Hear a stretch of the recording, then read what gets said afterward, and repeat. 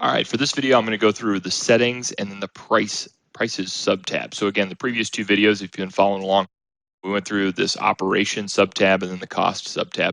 So for this video, we're going to walk through prices. As we look specifically at corn for this example, and soybeans and a lot of the other crops will be very similar. You'll notice the first box we have is the estimated basis. So as you can recall, in our earlier operation settings video, we entered in our zip code. So what we do with that zip code, as we described a little bit during that video, is we use that to search the cash bids that we have in our system. And then we'll use that search to estimate a basis. And that estimated basis is updated every night.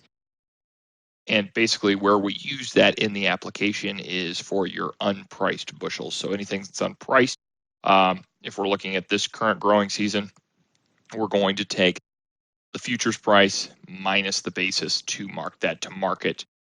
So that's kind of how we use estimated basis. If for whatever reason you don't want to use that estimated basis, all you have to do is deselect that and you can hard code a number in there. Next things you see is bushels contracted and weighted average cash price. If you can recall, these are the numbers that we entered during that setup wizard process. So for that setup wizard, again, it's a quick 5-question questionnaire to get you to see what the dashboard looks like. Hey, this is what Farmers Risk provides. Here it is in, a minute. But that is an average for a lot of folks. Once they start using Farmers Risk, they're going to want to enter in their own cash sales and forward contracts and HTAs and track those with a bit more granularity.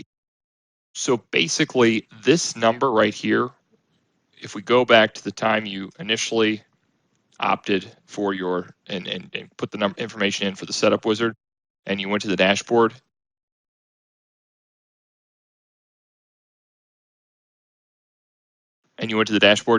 you'll recall that I think it said 20% in this example.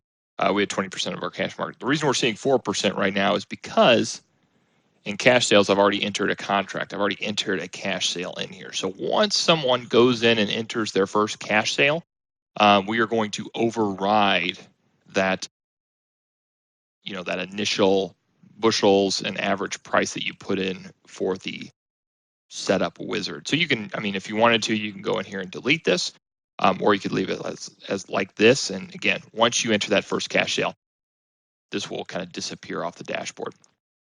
Eventually, that's how it works today. In the future, we do foresee basically creating a contract here that says, setup wizard contract, which you can either keep if you want to, or you can, similar to just this contract right here, click the trash can and delete. Last few things are spring and fall crop insurance price. Obviously, we're pulling spring crop insurance price from that number we got earlier this year.